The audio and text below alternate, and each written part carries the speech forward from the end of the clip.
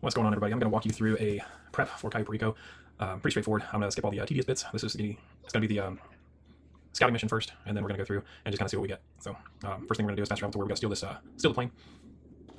So you want to kind of land kind of far away from it because these guys are crack shots with they will snipe you with their little pistols and rifles or whatever. So you just want to kind of get far enough away from them that it's not going to be a problem. I like to kind of snipe them from a distance.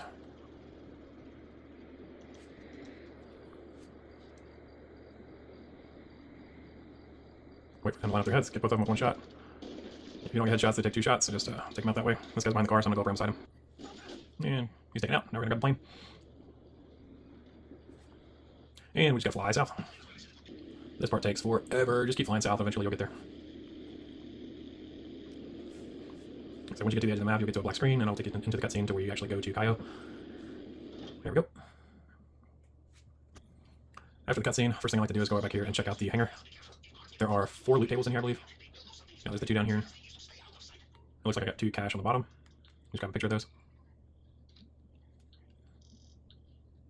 You gotta do one at a time, because even if you get both of them in the shot, then it only counts as one, so you gotta take 2 pictures if there's 2 loots there. Next, you climb on top of these boxes, you go across the little platform here. There's 2 more loot tables in there. 2 more pictures. Looks like I got cash and some green stuff. After you leave, you're just gonna go straight across over here. You don't have to worry about guards over here, so you can just run. There's 2 more loot tables in this little building right here, the shed. Looks like I got more cash, I believe. Yep, cash. So after that, we'll head on over here, grab this motorcycle. It's by the gate. And I'll show you the path that I take to get to the control tower. So first I just got off to the right up here. Cut through all these trees. You kind of take it slow because I got these bushes sometimes that are made out of titanium or something. They'll knock you right off. I'm going to go ahead and cross these 2 roads right here, both of these roads. I'll zoom out just a little bit so that you can see the mini-map there. And watch out for those branches. Alright, so once you get to about right here, you'll be able to see the guy in the control tower over there. As you can see, he's looking off to the left now. That's where we're trying to go, so we're going to wait on him to turn around. Alright, now that he's turned around, we're going to try to go for this jump right here. Let's go right over the top of it. And then you want to kind of slow down because you will fly off the side of the cliff over there if you're not careful. Once you go around this way, you'll see there's a couple of guards on the road. You can go around the back side of them over here, as long as you're careful. You don't get too close to him. Because if you get too close to him, then he will sound the alarm. He'll hear you. So I'll go this way. I probably could go all the way around that way, but then going through the compound. But since that guard right there in front of me is turning back to the left inside, I'm going to take the long way around and go around the outside.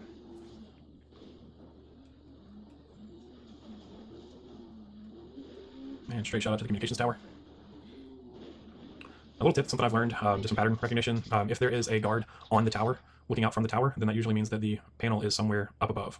But since he's not there, that tells me that the panel is down here somewhere. And obviously I can't see it, so it's right there in front of me. But yep, it's right there. So go up to it. Go ahead and hit the hack. For some reason, your character floats down to the bottom of it. I think that's normal. Happens to me every time. Then you got this little mini game here. So it's not too terribly complicated. You've got basically one of them. It's a math problem. You just have to kind of figure it out. But basically, you want to match the top number with the bottom number. Once you do that, you'll be able to open the Sightseer app on your phone. Just cycle through all the camera feeds until you see the main objective.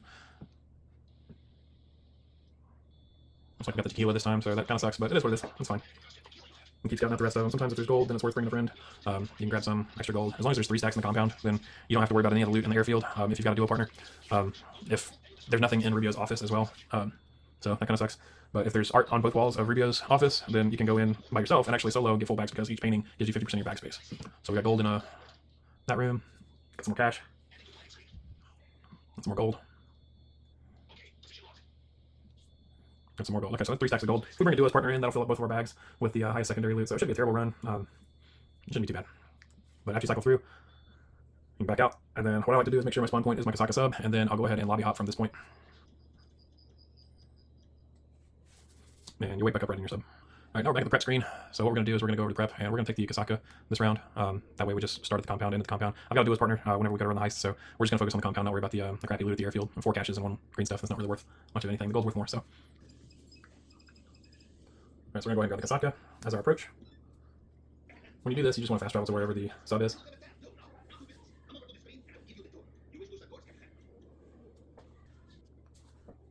And what you'll want to do is you want to go ahead and drive the sub. So when you get into drive mode, you just press X to dive your sub down. And then I like to go into first person mode because you'll get to watch, you get to kind of watch out for underwater reefs and stuff like that, coral, and things that your sub can get stuck on. So you just want to kind of go down, but not so far down that you get stuck on the bottom, that kind of stuff. So what you're going to do is keep going towards the yellow dot. Eventually you'll find a submarine. As you get close to the sub, you'll see the little yellow ring on the top of it. You can kind of position your sub so that you're kind of close to the entry point of that sub. But the main thing you want to do is you want to make sure that you press and hold right on the D-pad to engage autopilot. That way your sub won't automatically float back up to the top, and then you're in a fight with the Merryweather guys. So after you do that, you just press triangle to get out of your sub. Okay, so before you leave the sub, you need to make sure you grab the scuba gear. All you gotta do is go over there and press right on the D-pad, grab it, and then you come back over here to the exit, and you'll leave right here. Once you're out, you just go to the yellow circle, and it'll bring you into the Merryweather sub. From here, I like to go ahead and stock up on my rebreathers. I'm gonna go ahead and make sure that they're full before I start clearing everybody out. But this mission's kind of a pain in the butt because there's Merryweather literally around every corner in the sub, so I like to go ahead and just throw grenades right here, because a lot of them are equipped with shotguns and whatnot, and they will blast you as soon as you're around the corner before you can even aim in on them. So now these two guys are gone, we can go ahead and clear through.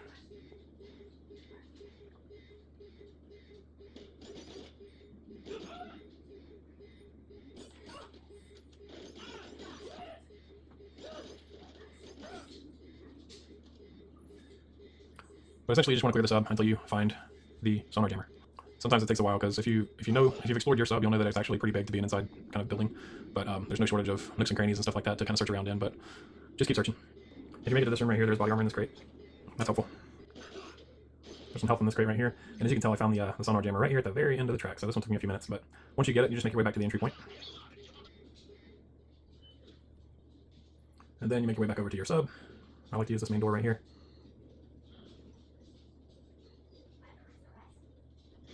And it's delivered. From there, you can go ahead and lobby hop again if you want to reassign your location, or you can just go into the next prep screen. I like to go ahead and fast travel to Vespucci Beach.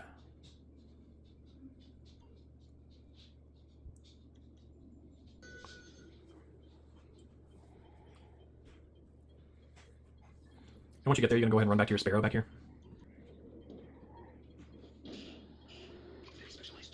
It's just mostly a matter of flying to and from the objectives for most of these setups, so it doesn't really take too long to actually do the missions. And my character's a new character, so he kind of sucks at flying right now, so I'm all wobbly and all over the place. But I think even with max flying, I think you're still kind of all over the place with a Sparrow.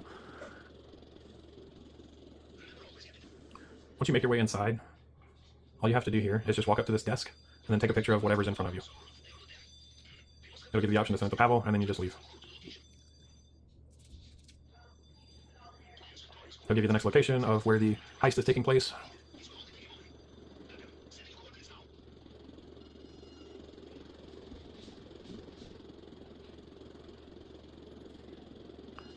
I like to kind of get close to where they are in the alleyway right here. Go ahead and get close to landing, fire a few rockets in there, just wipe everybody out, and then just land kind of quickly. Then all you have to do is just go to the yellow dot. Once the plasma cutter shows up, you just go over here and grab it, and then back to your helicopter. I'm gonna take out some of these guys so they don't shoot me while I'm trying to get in.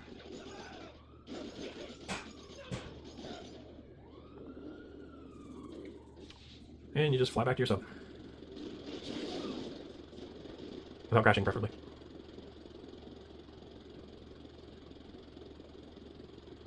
Alright, now we've got our approach vehicle, we have the plasma cutter as well. Next on the agenda is to go ahead and get the fingerprint cloner.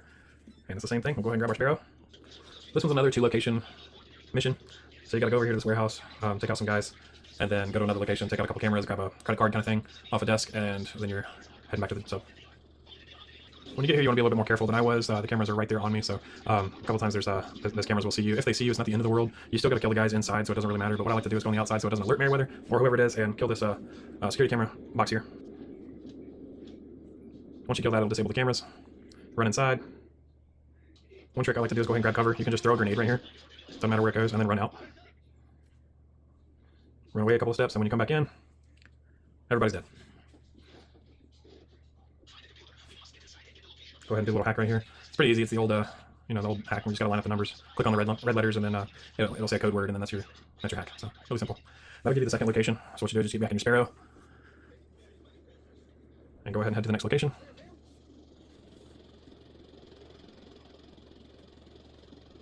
When you go to land right here, there are 2 cameras that are watching the door. So you want to take a silence weapon. Go ahead and take out the one that is outside first, and then inside, and then you can go in without alerting them. Once you're inside, you're looking for the key card. It's usually in these back couple of rows right here. Sometimes on that table, one time it's on this table, but for me it's on this table. You just get close to it and you'll go ahead and grab it, and then you just run back out.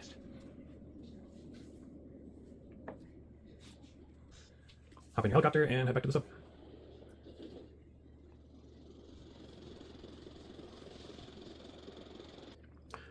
Alright, back at the planning screen, we're going to go ahead and hit the next one. It's going to be the cutting torch. So we have to go to a construction site, find a cutting torch, and then bring it back to our sub. When you get to this construction site, you want to go ahead and just round the corner right here at the main entrance. The hard hat is right here. Sometimes it doesn't register, so you walk away from it for just a few steps and then you come back to it and then you can put it on. Once you have the hard hat on, you can pretty much just walk anywhere you want to. You just don't want to run into any of the guards, because then they will start shooting at you, and they're crack shots as well, so they will light you up and you'll die pretty quick. And just keep exploring these boxes right here until you find one with a drill in it, or the cutting torch rather.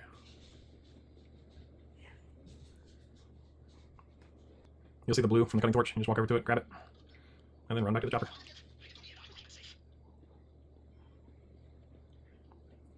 As long as you didn't alert anybody, nobody will be coming after you. And just head back to the sub.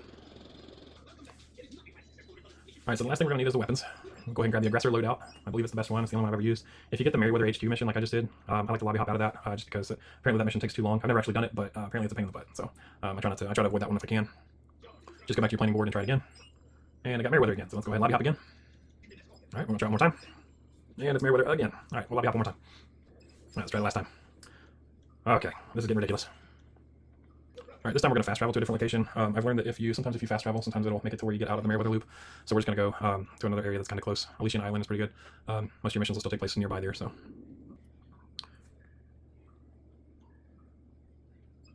let's try it again.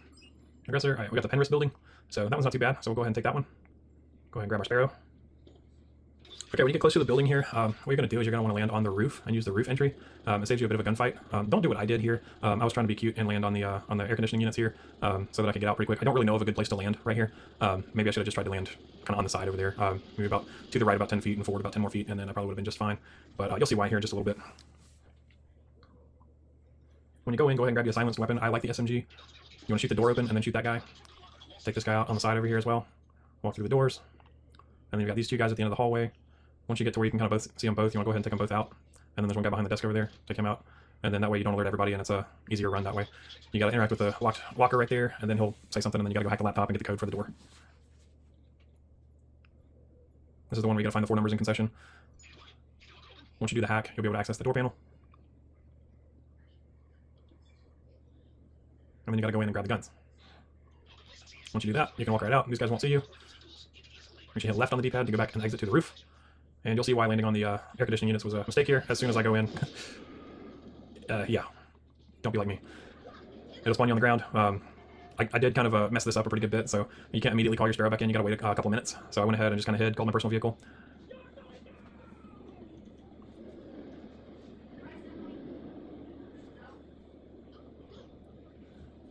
Once I did that, I started heading back to my sub, just to kind of get away from the helicopter guys.